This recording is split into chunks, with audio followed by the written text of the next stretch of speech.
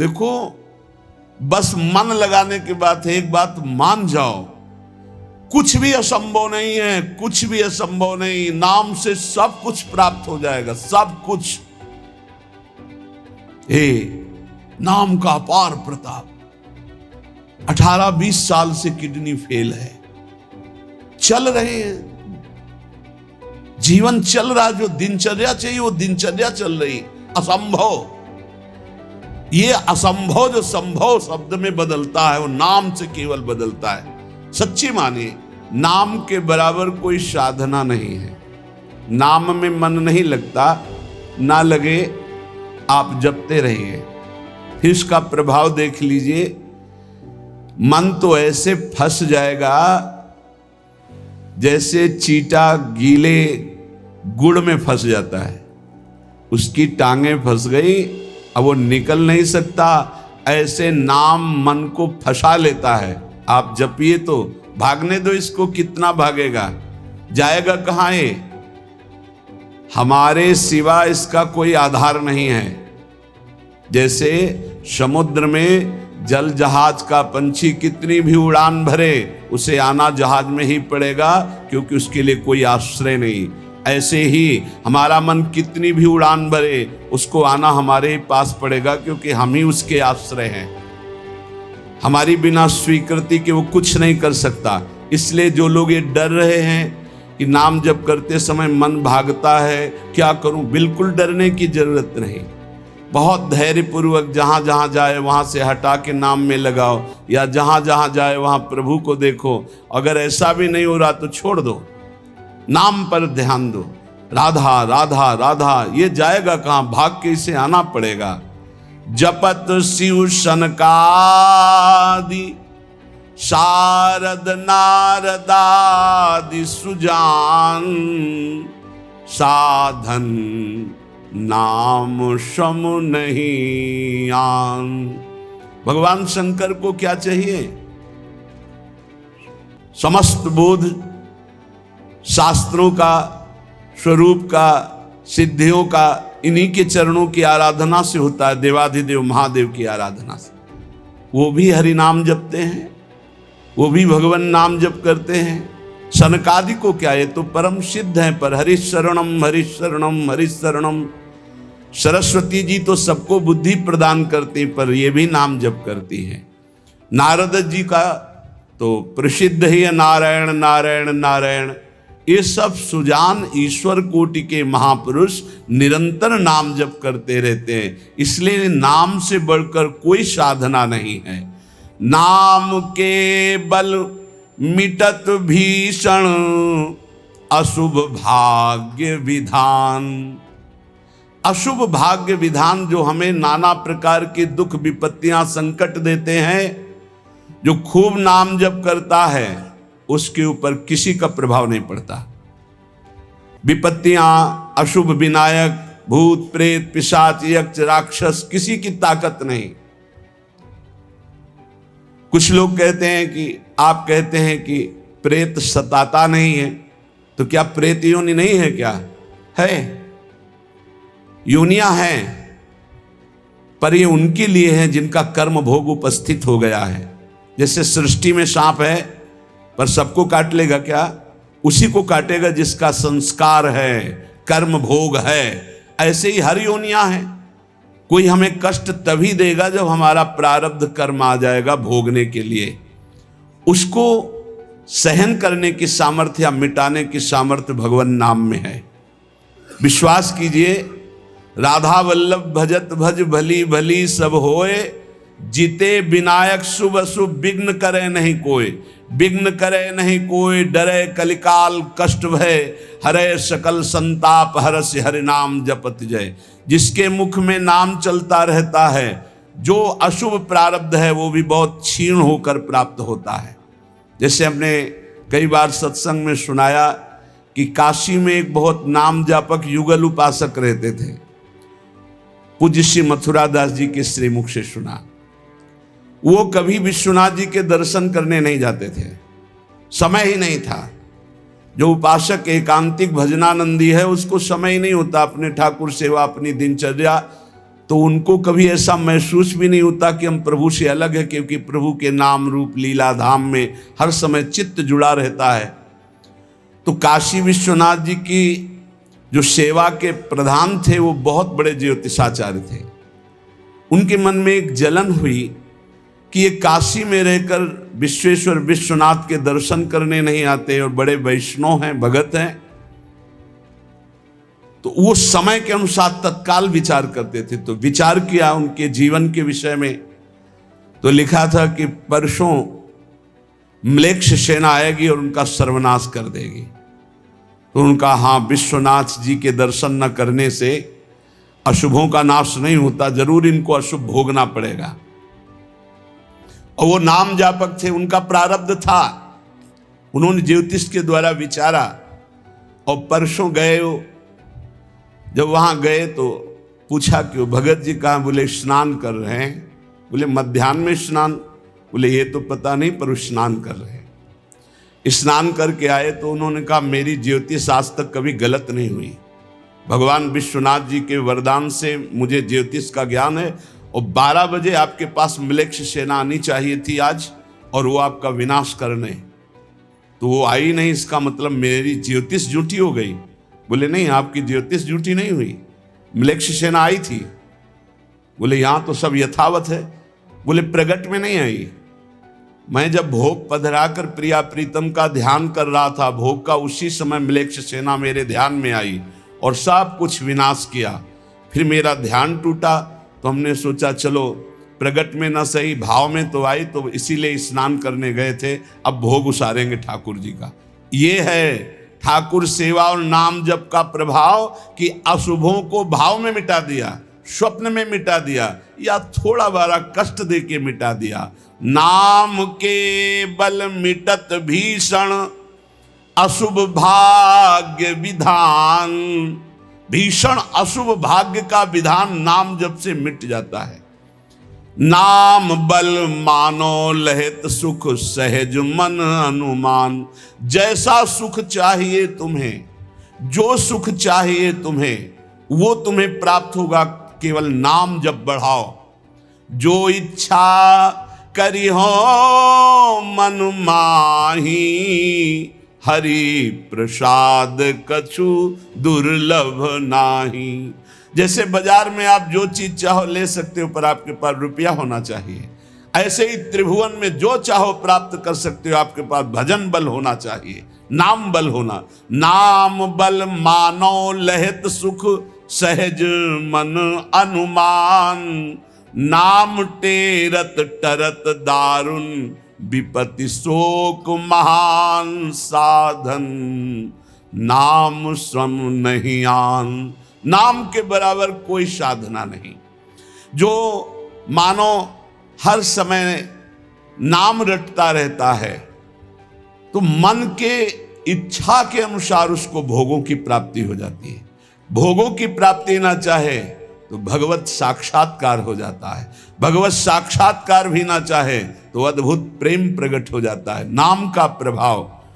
नाम टेरत टरत दारुण विपत्ति शोक महान। कोई कितनी भी विपत्ति शोक में हो, खूब नाम जप करो, देखो हर विपत्ति कोहरे की तरह नष्ट हो जाएगी।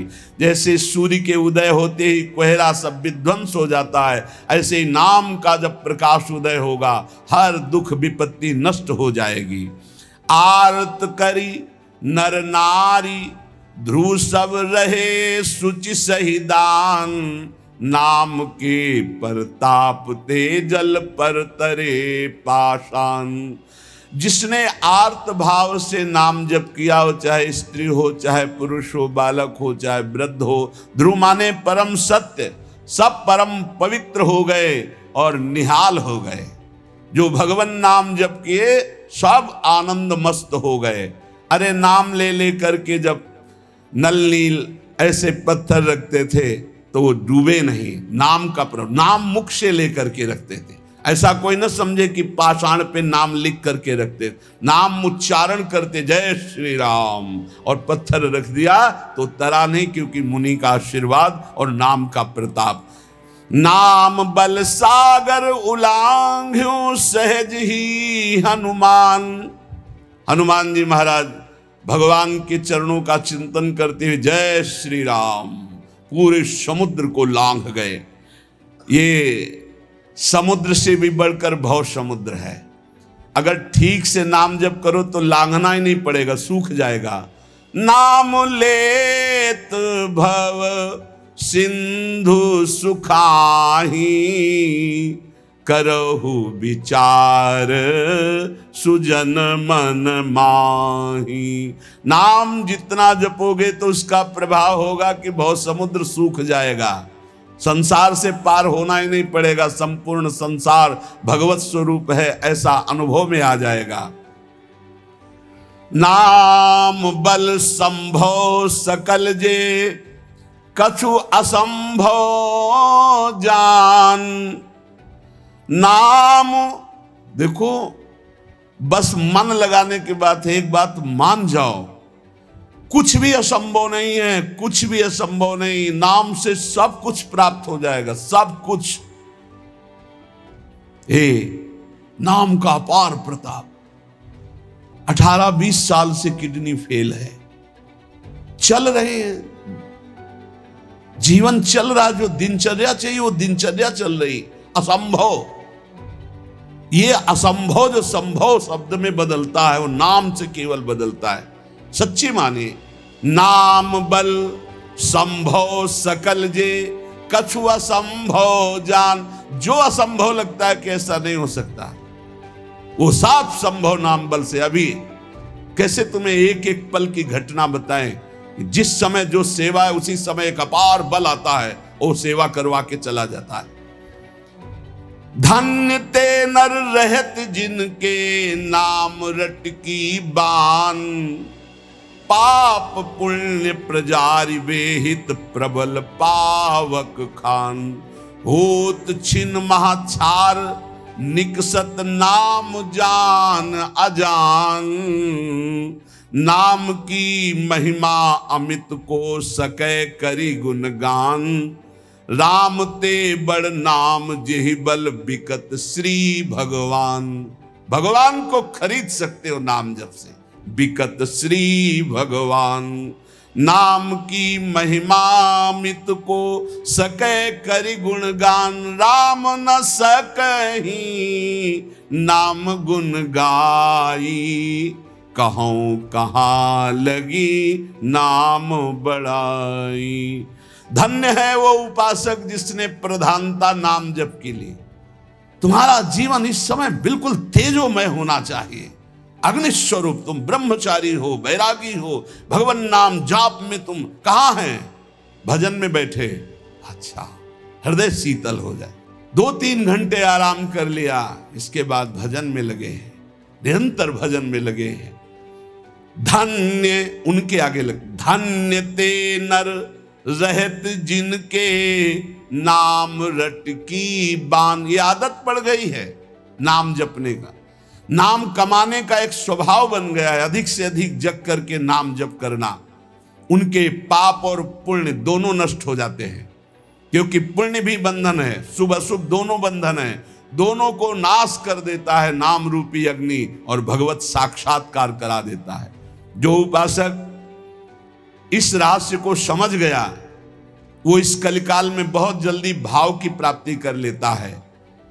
कल केवल मल मूल मलीना, पाप पयो निधि जनमन मीना। जैसे मछली जल में ही आनंद मनाती है, ऐसे मन पाप में ही आनंद मनाता है। कलयुग में, कलयुग का प्रभाव है, मन पाप चिंतन करता है, पाप करके आनंद मनाना चाहता है।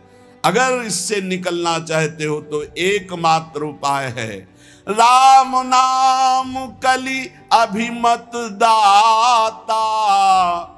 हित पर लोक लोक पितु माता, नहीं कलि कर्म न भगति विवेकु। राम नाम अवलंबन एकु। ये कलिकाल नाना प्रकार की दुर्वासनाओं को प्रकट करके साधक को फंसा लेता है, उसको जिसका निरंतर नाम नहीं चल रहा है। यदि नाम चल रहा है तो लोक में माता पिता की तरह पोषण और दुलार नाम करता है, और परलोक में अभिमत दाता, जो चाह की है, जो भावना की है, वैसे ही तुम्हें प्राप्ति होगी। प्रकट में भाव के संबंध में एक बड़ा रहस्य प्रसंग है कि उपासक जब नाम जप करता है और अपने आराध्य देव के प्रति भाव करता है तो भाव की झांकी आती है। यहां कहते हैं उसे कल्पना मत मानो, उसे कल्पना मत मानो, प्रभु आपके भाव में पधारे हैं। जितना आप भाव नाम के द्वारा प्रकट कर पाए हैं, ये भाव नाम के द्वारा होता है, ये कोई कल्पना नहीं होता। नाम जापक में ही भाव का प्रादुर्भाव होता है। जैसे आप श्यामा श्याम, तो आपके सामने जो श्यामा श्याम का रूप प्रकाशित हुआ, जितना आपने भजन किया है उसी के अनुसार वो प्रकाशित होगा।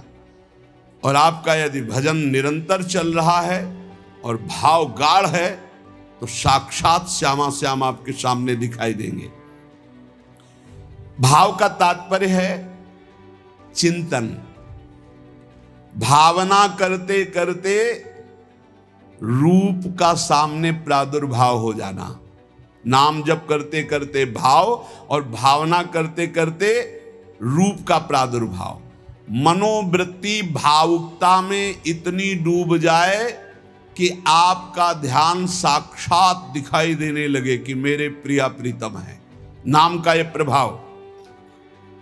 ये विवेकहीन जो लोग कहते हैं मैंने भगवत साक्षात्कार कर लिया है, ये उनकी बातें नहीं, प्रपंच वाली बातें नहीं। यहां ठीक सत्य बात को समझो।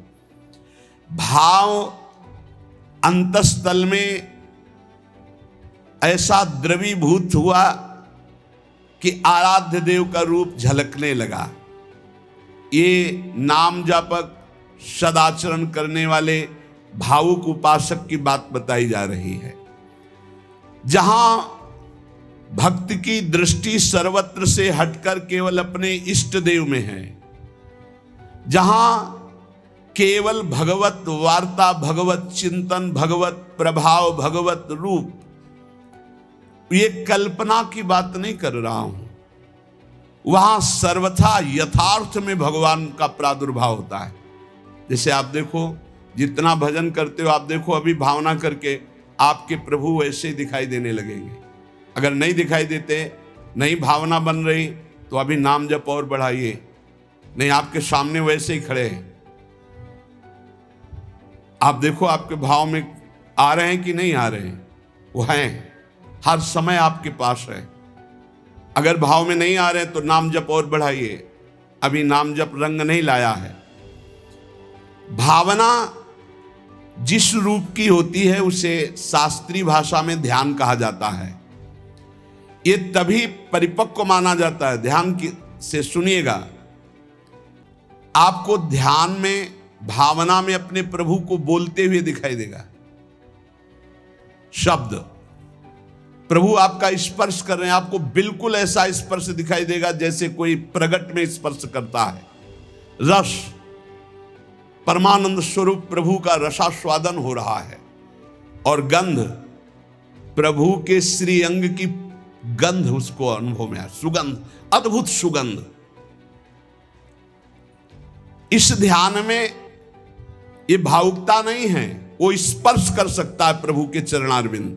प्रगट में वो निरख सकता है प्रभु को, वो प्रभु का आलिंगन कर सकता है, वो प्रभु से संभाषण कर सकता है। यही बात कपिल भगवान ने कही श्रीमद् भागवत में कि मेरा जो अनन्य भक्त है वो मेरे को केवल देख ही नहीं, मेरे से संभाषण कर सकता है, मेरे से बातचीत कर सकता है। प्रभु का स्पर्श करके दिव्य पुलकावली, प्रभु के श्री अंग की दिव्य सौरभ हो, उसको गंध आ रही, सुगंध आ रही, वो प्रभु का स्पर्श कर रहा है, प्रभु उनका स्पर्श कर रहे, प्रभु से संभाषण कर रहा है, प्रभु उत्तर दे रहे हैं, ऐसा गाढ़ भाव में होता है। वो भावुक उपासक अपने आराध्य देव के चरण स्पर्श कर रहा है, आराध्य देव उसके मस्तक पर हाथ रख रहे हैं, ये सारी बातें परम सत्य, ऐसा नहीं कि केवल भावना है, केवल कोरी कल्पना है, पर ये उन उपासकों की होती है जिनका भाव परिपक्व हो गया है, भाव सिद्ध हो गया है। वो मनोराज्य में नहीं विचरण करते, ये उनका मनोराज्य नहीं है, ये इनका भाव राज्य है। प्रभु उनसे जब शब्द कहते हैं तो उनकी श्रवणेंद्री शब्द सुनती है, नेत्र रूप देखते हैं, आंखें मुदी हुई है पर नेत्रेंद्री रूप देख रही, घ्राणेंद्री सुगंध ले रही, रसेंद्री रस का आस्वादन कर रही है।